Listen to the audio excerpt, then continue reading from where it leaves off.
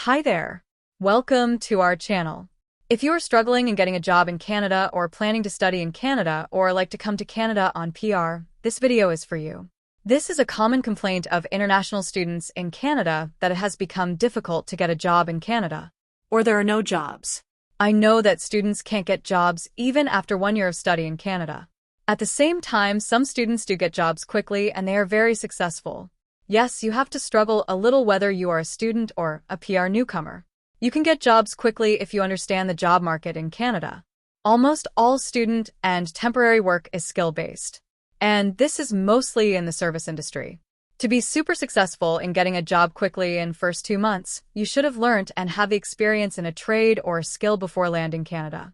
This is very important for international students. I met international students who had experience in a trade or skill along with their professional area of study got jobs immediately. Do not be shy of doing an odd job or physically demanding job. This is the reality of almost all newcomers in Canada. You will have competition with domestic students. This means you should have a better skill experience. If you can drive a vehicle, your chance of getting any job will increase many times. Mostly, the job is located in those areas where public transport is not available. This is a reality of Canada.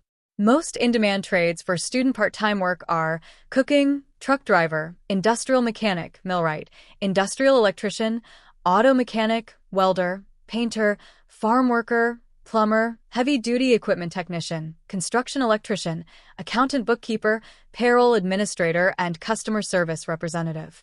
If you are from the IT sector, there are tons of jobs for you like software developers, IT technicians, SAP professionals, IT business analyst, data scientists, database analyst, and other IT-related roles. Please also watch other useful videos for international students from our channel. Subscribe our channel to watch our new videos of this series. Thank you.